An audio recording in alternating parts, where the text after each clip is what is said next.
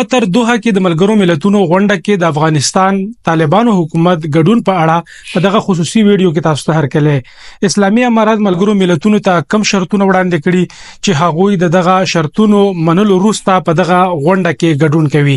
په دې تاسو سره بحث کوم.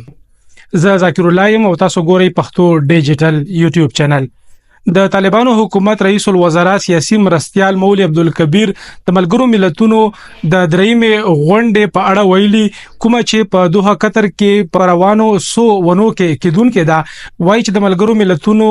د دوحه دویمه غونډه د طالبانو حکومت چارواکو بغیر نیمګړې و او وایي چې هلمند یې ما چې دازل با د دوی د نظام دریز ومنل شي او خپل پلاوي یعنی خپل استازي با دوی ولېږي. د دین وړاندې چې کوم د ملګرو ملتونو په دوحه کې دوا ناستي غونډه شوه وي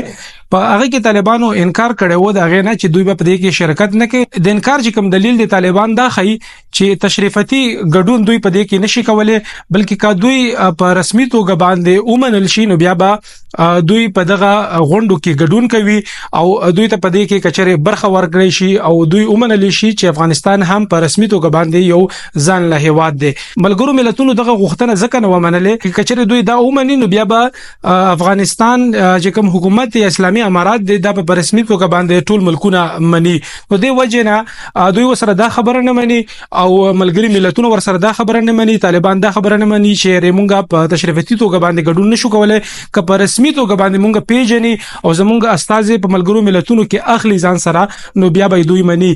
دا هم د یادونه ورده چې دا وخت په ملګرو ملتونو کې د پخوانی حکومت استاد موجود دی هلته نمائندګي کوي د افغانستان.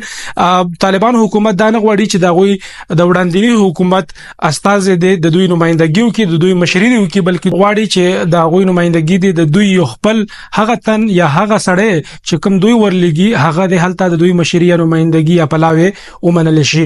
د نه علاوه سو ورځ وړاندې افغانستان د قطر یو وفد راغلی او هغه هم د طالبان حکومت سره خبرې اترې کړې وي په رسمي توګه باندې خو دا خبرې نه وي شوې چې هغه ته بلنه ورکړل شوې په دوحه د کانفرنس کې خو ورسره زه تاسو ته دا هم وایم چې سرچینه دا وایي چې هغه ته د بلنه ورکړل شوې په ظاهري توګه باندې چې کوم په میډیا باندې راغلي دي په هغه کې دا خبره وي چې کوم په افغانستان کې سیلاب راغلي دی دلته کم زیان شوی دی خلکو ته ستونزې رامخته شوی دي دغه د کمولو لپاره غوي امدادي سامانونه ځان سره راوړي هغه خلکو ته حواله کړی دي ورسره د روغتون د جوړولو خبره غوي کړي و چې موږ په افغانستان کې د خلکو د